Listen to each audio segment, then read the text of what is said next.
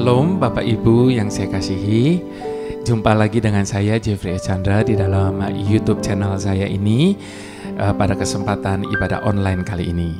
Dan saya berdoa biarlah lewat ibadah online ini setiap kita boleh semakin dikuatkan Tuhan, setiap kita boleh semakin dibawa dekat dengan Tuhan, setiap kita boleh dibawa lebih bergantung lagi sepenuhnya kepada Tuhan. Dan kalau Bapak Ibu sudah diberkati dengan tayangan-tayangan konten-konten ini, jangan lupa untuk di-share kepada teman-teman keluarga yang lain supaya mereka juga boleh diberkati, sebab Tuhan bisa berbicara kepada setiap orang lewat apapun bagaimanapun caranya, dan itu merupakan sebuah pelayanan kita kepada Tuhan. Mungkin kita tidak pandai untuk berbicara, mungkin kita tidak pandai untuk berkata-kata, mungkin kita tidak bisa menginjili, atau kita tidak bisa menasehati teman keluarga kita. Kita bisa pakai konten-konten ini sebagai bentuk dari salah satu pelayanan kita, sebab ketika mereka diberkati, maka kita pun juga diberkati Tuhan. Nah, pada kesempatan kali ini saya mau berbicara tentang satu hal yang begitu dekat dengan hidup manusia hari-hari ini. Terlebih lagi di masa pandemi ini. Apa itu, Bapak Ibu Saudara? Ketakutan. Tapi saya tidak berbicara tentang ketakutan itu, tetapi saya mau berbicara tentang ketaatan dalam ketakutan. Di konten-konten saya sebelumnya, saya ada berbicara banyak hal tentang kekhawatiran, ketakutan, dan sebagainya. Tetapi pada kali ini saya mau membahas mengenai ketaatan dalam ketakutan. Bapak Ibu Saudara, dalam hidup ini Tuhan tidak pernah minta yang lain dari kita. Tuhan cuma minta satu, T-A-A-T, taat. Sebab ketika kita taat kepada Tuhan, maka Tuhan akan bebas melakukan apa saja dalam hidup kita. Nah, seperti biasanya sebelum kita berbicara lebih lanjut, saya mau ajak kita sama-sama berdoa terlebih dahulu untuk meminta pimpinan Tuhan. Tuhan yang begitu baik dalam kehidupan kami, Tuhan yang selalu melimpahi kami dengan segala kebaikan dan kasih setia-Mu, Tuhan yang selalu melimpahi kami dengan berkat anugerah-Mu Tuhan. Ajar kami untuk berhenti mengeluh. Ajar kami untuk berhenti protes. Namun sebaliknya, bantu setiap kami untuk selalu boleh taat kepadamu Tuhan. Ketaatan yang membabi buta. Apapun dan bagaimanapun keadaannya, apapun dan bagaimanapun situasinya, apapun dan bagaimanapun hasilnya, apapun dan bagaimanapun kenyataannya, biarlah kami boleh tetap selalu taat kepadamu Tuhan.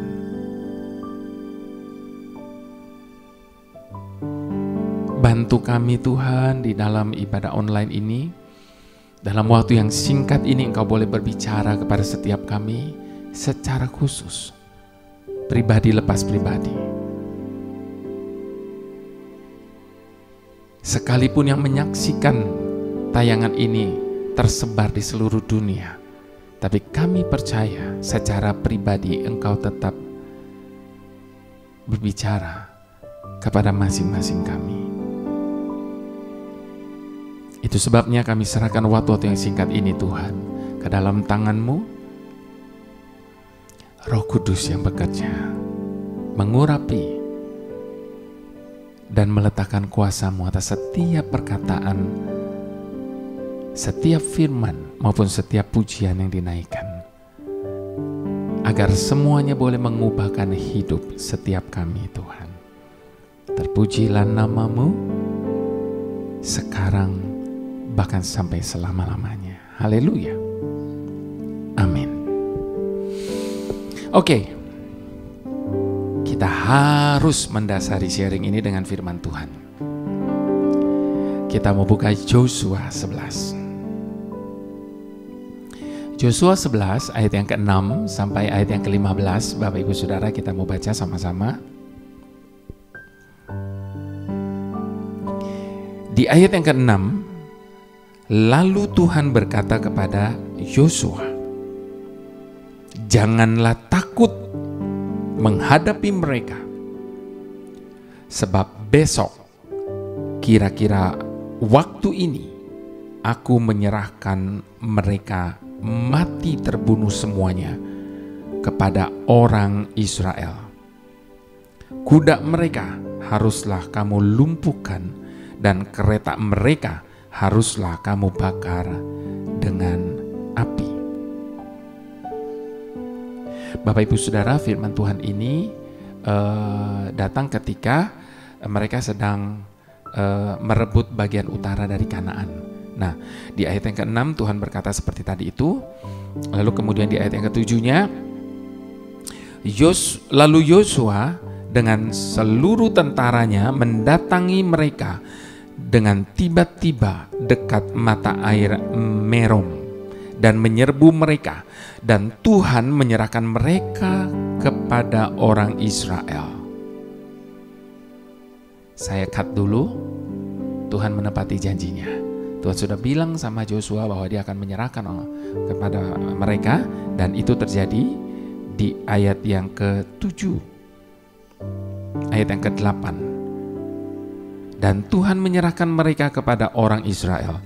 Mereka dikalahkan dan dikejar sampai Sidon Besar dan sampai Misrefot Maim dan sampai lembah Mispah yang di sebelah timur. Demikianlah mereka dihancurkan sehingga tidak seorang pun dari mereka dibiarkan lolos. Yosua melakukan terhadap mereka seperti yang difirmankan Tuhan kepadanya. Saya ulang kembali Bapak Ibu Saudara, perkataan ini, firman Tuhan ini dikatakan Yosua melakukan terhadap mereka seperti yang difirmankan Tuhan kepada mereka. Dengan kata lain, mereka taat terhadap apa yang Tuhan katakan. Kuda mereka dilumpuhkan dan kereta mereka dibakar dengan api sesuai dengan apa yang Tuhan perintahkan. Lalu di ayat yang ke-10, pada waktu itu Yosua kembali, direbutnya Hazor dan rajanya dibunuhnya dengan mata pedang, sebab Hazor pada waktu dahulu adalah yang terutama di antara segala kerajaan itu. Semua makhluk yang ada di dalamnya dibunuhnya dengan mata pedang, sambil menumpas orang-orang itu. Tidak ada yang tinggal hidup dari semua yang bernafas, dan Hazor dibakarnya. Selanjutnya segala kota kepunyaan raja-raja itu dan semua rajanya dikalahkan Yosua dan dibunuhnya dengan mata pedang. Mereka ditumpas seperti yang diperintahkan Musa hamba Tuhan itu. Tetapi tetapi kota-kota yang letaknya di atas bukit-bukit puing tidaklah dibakar oleh orang Israel. Hanya Hazor saja yang dibakar oleh Yosua. Ayat yang ke-14, segala barang dari kota-kota itu serta ternaknya telah dijarah orang Israel, tetapi manusia semuanya dibunuh mereka dengan mata pedang, sehingga orang-orang itu dipunahkan mereka, tidak ada yang ditinggalkan hidup dari semua yang bernafas. Seperti yang diperintahkan Tuhan kepada Musa hambanya itu, demikianlah diperintahkan Musa kepada Yosua, dan seperti itulah dilakukan Yosua. Tidak ada sesuatu yang diabaikan dari segala yang diperintahkan Tuhan kepada Musa. Taat. Yosua taat atas apa yang dikatakan kepadanya. Saya mau mengulang sekali lagi di ayat yang ke-6 tadi, janganlah takut menghadapi mereka, sebab besok kira-kira waktu ini Aku menyerahkan mereka mati terbunuh semuanya kepada orang Israel. Nah, Bapak Ibu Saudara, sekarang kita mau berbicara tentang ketakutan terlebih dahulu. Salah satu quote terjemahan dari buku yang berjudul The Tibetan Book of the Dead mengatakan tidak ada orang waras manapun yang tidak punya ketakutan terhadap apapun. Sekali lagi dikatakan di dalam buku itu, Tibetan Book of the Dead, tidak ada orang waras manapun yang tidak punya ketakutan terhadap apapun. Dengan kata lain, bahwa setiap orang yang normal itu pasti punya ketakutan, punya rasa takut. Sebab rasa takut itu manusiawi, itu part of perasaan yang ada dalam diri kita. Kita merasa senang, gembira, sedih, takut ada di dalamnya. Jadi takut itu boleh enggak? Boleh. Kenapa? Karena takut itu manusiawi, itu adalah part of perasaan kita. Bagaimana kita nggak takut kalau melihat sesuatu yang mengerikan atau yang begitu berbahaya? Tentu kita semua respon pertama kita adalah takut. Jadi takut itu boleh. Lalu apa yang nggak boleh? Ketakutan. Bedanya di mana? Ketika rasa takut itu kita simpan, kita pupuk, maka dia akan berbuah ketakutan. Nah, ketakutan ini yang tidak boleh. Karena artinya kita menyimpan rasa takut itu dan kita memeliharanya, bertumbuh menjadi rasa ketakutan. Lalu bagaimana kita bisa mengatasi supaya takut itu tidak menjadi ketakutan? Pemazmur. Apa yang dikatakan pemazmur? Pada waktu aku takut, aku percaya kepadamu. Makanya saya katakan takut itu manusiawi. Pemazmur yang hidupnya begitu dekat dengan Tuhan juga mengalami takut. Tapi pada waktu rasa takut itu datang, dia langsung bangun kepercayaannya kepada Tuhan. Sehingga rasa takut itu tidak berubah menjadi ketakutan. Jadi dalam buku, salah satu quote di dalam buku Tibetan Book of the Dead itu dikatakan tidak ada orang waras manapun yang tidak punya ketakutan terhadap apapun. Jadi dalam kehidupan kita, kita pasti pernah dilanda ketakutan. Namun saya mau katakan pada kesempatan ini, Bapak Ibu Saudara, ketakutan itu membuat kita diam di tempat. Artinya ketakutan tidak membuat kita menjadi melakukan segala sesuatu, tidak berani melakukan, tidak berani melangkah dan sebagainya. Jadi ketakutan itu membuat kita diam di tempat atau menggoyahkan kehidupan kita. Ketakutan tidak hanya membuat kita diam di tempat, tapi dia juga menggoyahkan kehidupan kita. Dia juga menggoyahkan iman percaya kita. Makanya ketakutan itu nggak boleh dipelihara.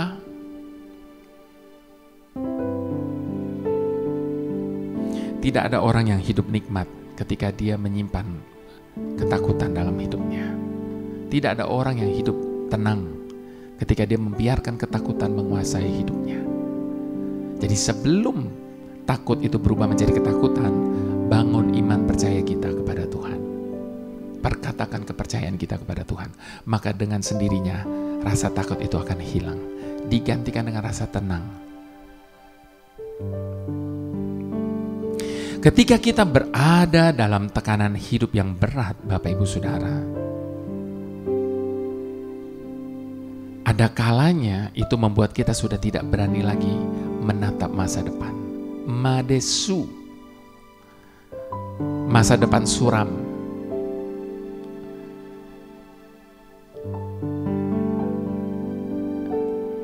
Itu sebabnya Bapak Ibu Saudara,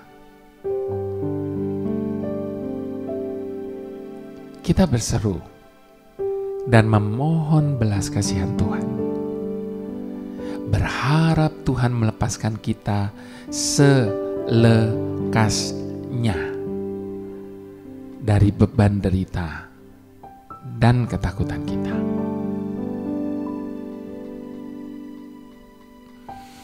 Kita percaya Tuhan selalu menyertai dan peduli. Namun di sisi lain, kita mulai merasa takut dan khawatir, serta bertanya-tanya dan meragukan tentang pemeliharaan Tuhan atas hidup kita. Makanya Bapak Ibu Saudara, Tuhan itu sampai gemes. Kenapa saya katakan sampai gemes? Karena saya membayangkan Bapak Ibu Saudara, Tuhan itu sampai mengambil perumpamaan burung-burung yang ada di udara. Karena sering kali kita diliputi oleh rasa takut dan khawatir dan bertanya-tanya tentang pemeliharaan Tuhan atas hidup kita. Makanya Tuhan bilang, pandanglah burung-burung yang ada di udara yang tidak pernah menabur dan tidak pernah menuai. Itu pun diberi makan oleh Bapamu yang di surga. Bayangkan Bapak Ibu Saudara, kalau burung-burung di udara saja yang tidak menabur dan menuai dipelihara, diberi makan oleh Bapamu yang di surga. Apalagi kita anak-anaknya, biji matanya, kesayangannya.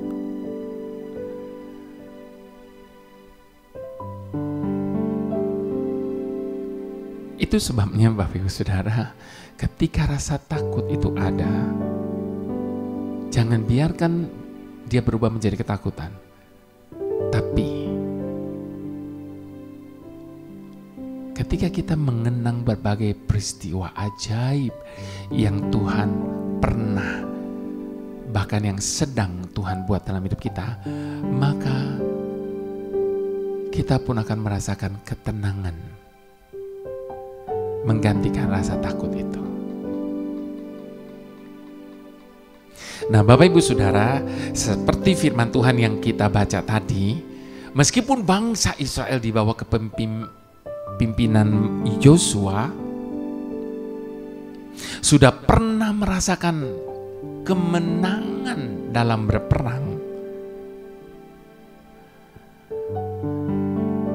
tetapi mereka tetap saja merasakan ketakutan. Bayangkan Bapak Ibu Saudara, dia sudah memiliki pengalaman berkemenangan bersama dengan Tuhan, tapi kali ini tetap saja dia merasakan ketakutan. Ketika musuh yang datang lebih banyak akan menyerbu mereka lagi, lalu mereka ketakutan, apalagi musuh yang datang itu seperti pasir di tepi laut banyaknya.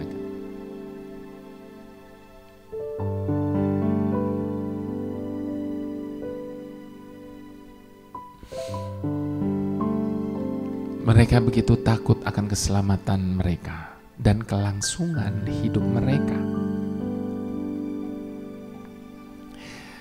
Mungkin bangsa Israel merasa mereka tidak bakalan menang melawan musuh mereka. Ketakutan yang merasuki mereka membuat mereka ragu akan menang melawan musuh mereka. Padahal selama ini Tuhan merekalah yang berperang melawan musuh mereka. Karena itu Tuhan mengingatkan Yosua agar jangan takut menghadapinya.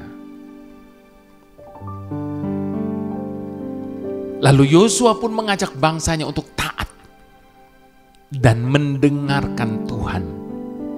Mendengarkan apa yang Tuhan katakan. Sekalipun keadaan di depan itu tidak mendukung untuk bisa taat. Melihat banyaknya musuh yang menimbulkan kekhawatiran untuk tidak bisa menang, tapi mereka memilih untuk taat dan mendengarkan apa yang Tuhan katakan. Karena itu ia bergerak maju dan melakukan seperti yang difirmankan Tuhan kepadanya. Itu sebabnya Bapak Ibu Saudara, maksud Tuhan menghadirkan krisis dalam kehidupan kita adalah untuk menguji kita. Untuk segala sesuatu yang terjadi dalam hidup kita, itu pasti ada alasannya. Dan ketika Tuhan menghadirkan krisis itu, Tuhan mengizinkan krisis itu terjadi dalam kehidupan kita, tujuannya adalah untuk menguji kita. Karena lewat segala krisis atau apapun yang terjadi dalam hidup kita itu, Tuhan sedang menuntut kesetiaan. Tuhan sedang menuntut kesetiaan dan ketaatan kita kepadanya.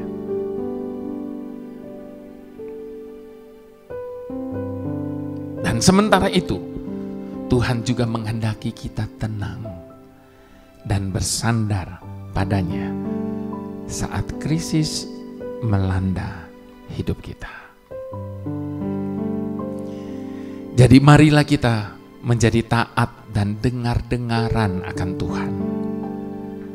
Jangan pelihara ketakutan dalam hati kita, tetapi datanglah pada Tuhan, minta pertolongannya, dan setelah itu bergeraklah maju. Mari kalahkan ketakutan dengan tetap taat kepada Tuhan. Sebab kalau Tuhan sudah bertindak, tidak ada satu orang pun yang dapat mengubahnya. Kalau Tuhan sudah membukakan pintu bagi kita, tidak ada satu orang pun yang sanggup untuk menutupnya.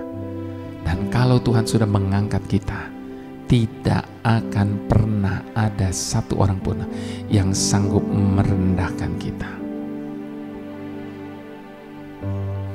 Segala perkaraku ku serahkan padamu, Tuhan pembelaku.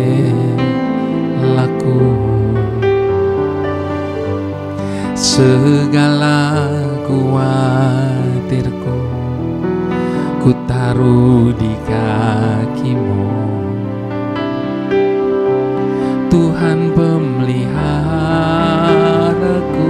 Sekali lagi katakan, segala perkaraku ku serahkan padamu,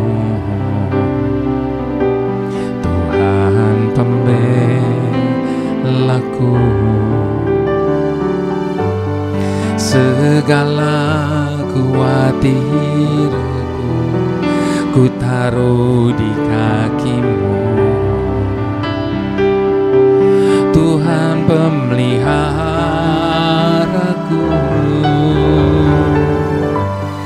Bila Kau yang membuka pintu, tak ada satu pun dapat menutupnya.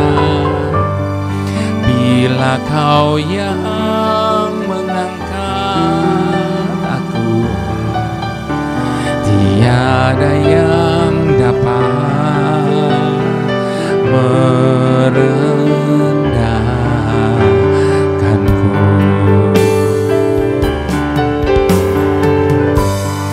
Bila Kau yang membuka pintu, tak ada satu pun dapat menutupnya. Bila Kau yang mengangkat aku, tiada yang dapat merendahkanku. Tuhan dapat melakukan segala sesuatu jauh melampaui apa yang kita pikirkan, Bapak Ibu Saudara. Itu sebabnya serahkan segala perkara kita kepada Tuhan. Sebab hanya Dialah satu-satunya pembela kita, pemelihara hidup kita. Dia terlalu mampu untuk menyelesaikan segalanya. Dan yang Dia minta dari setiap kita adalah kepercayaan dan ketaatan kita akan caranya bekerja, akan caranya mengatasi segala sesuatu. Itu sebabnya sekali lagi, saya mau ajak kita menjadikan setiap kata dalam pujian ini sebagai ungkapan iman percaya kita di hadapan Tuhan. Segala perkaraku ku serahkan padamu,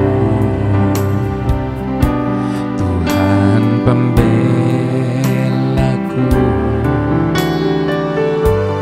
Segala khawatirku ku taruh di kaki-Mu,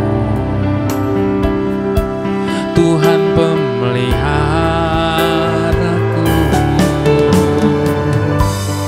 Bila Kau yang membuka pintu, tak ada satu pun dapat menutupnya. Bila Kau yang mengangkat aku, tiada yang dapat merendahkanku. Mari dengan iman sama-sama katakan, bila Kau yang membuka pintu, tak ada satu pun dapat menutupnya. Bila Kau yang mengangkat aku, tiada yang dapat merendahkanku.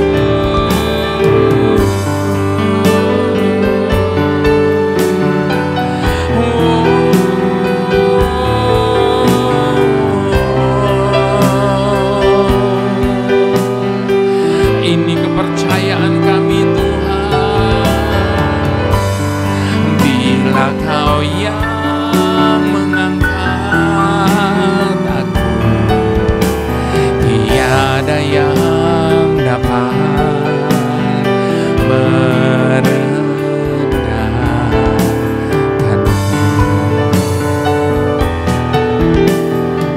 Tiada yang dapat merendahkanku. Tiada yang dapat merendahkanku.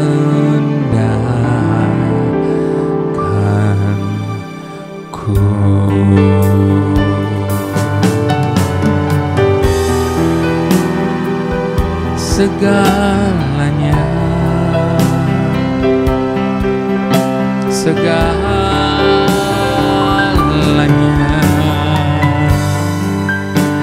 perkaraku, khawatirku, rasa takutku, ku letakkan di tangan-Mu,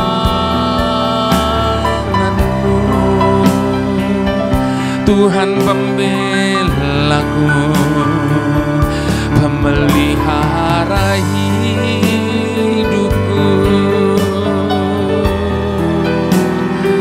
Hanya kepada-Mu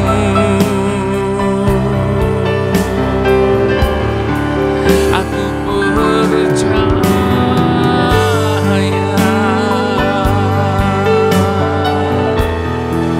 Hanya kepada-Mu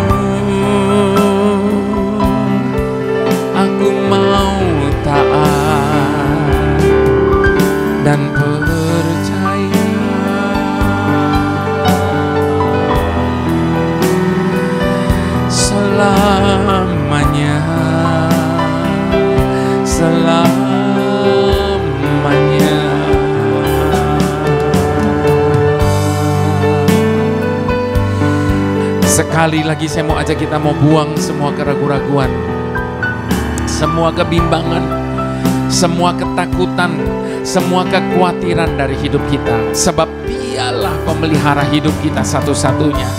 Dia yang bertanggung jawab penuh atas hidup kita. Dia menjaga setiap kita sebagaimana Dia menjaga biji matanya. Dia berjanji tidak akan pernah boleh terjadi sesuatu atas hidup kita tanpa seizin daripadanya. Dan Dia berjanji Dia tidak akan membiarkan kita jatuh sampai tergeletak. Sebab tangan yang kuat itu akan senantiasa menopang hidupnya. Itu sebabnya percayalah sepenuhnya kepadanya. Dan taati setiap kata-katanya, taati setiap perintah-perintahnya, dan engkau akan melihat bagaimana masa depanmu akan penuh dengan pengharapan. Sukacita, damai, sejahtera akan memerintah dalam hidupmu. Sekalipun engkau saat ini mungkin ada di tengah-tengah badai yang tengah bergelora, namun percayalah, ketaatanmu akan membuahkan hasil yang gilang gemilang. Haleluya, haleluya, haleluya, haleluya. Tuhan, berikan kami keberanian untuk mengambil langkah iman, sehingga kami berani melakukan hal-hal di luar zona nyaman kami. Kembangkanlah jiwa kami dan lebarkanlah cara berpikir kami, sehingga kami dapat melihat segala sesuatu dari sudut pandang-Mu, ya Tuhan. Sebab seringkali tanpa kami sadari, kami mengandalkan kekuatan kami sendiri. Betapa sering kami mengharapkan janji-janji dari manusia, padahal sebenarnya janji-janji-Mu jauh lebih teruji dibandingkan dengan janji-janji yang diberikan oleh manusia kepada kami. Teguhkanlah kami sesuai dengan janji-janji-Mu Tuhan. Buatlah masa depan kami secerah janji-janji-Mu. Sebab kami tahu sekarang bahwa Engkau memberikan kemenangan kepada orang yang Engkau urapi, dan menjawab dari surga-Mu yang kudus dengan kemenangan yang gilang gemilang oleh tangan kanan-Mu. Terima kasih Tuhan untuk perlindungan-Mu yang Engkau berikan kepada kami. Terima kasih ya Bapa. Sebelum kami mengakhiri ibadah online ini, berikan kami berkat yang khusus Tuhan. Sebab berkat itu datangnya hanya daripada Bapa Surgawi, di dalam Putra yang tunggal Tuhan Yesus Kristus, dan di dalam persekutuan dengan Roh Kudus yang senantiasa menyertai kita dari sekarang sampai selama-lamanya. Kami menerima berkat yang khusus dengan ucapan syukur hanya di dalam nama Tuhan Yesus. Mari semua kita yang diberkati Tuhan, sama-sama kita katakan amin. Kalau Bapak Ibu sudah diberkati, share kepada teman-teman yang lain supaya mereka pun diberkati.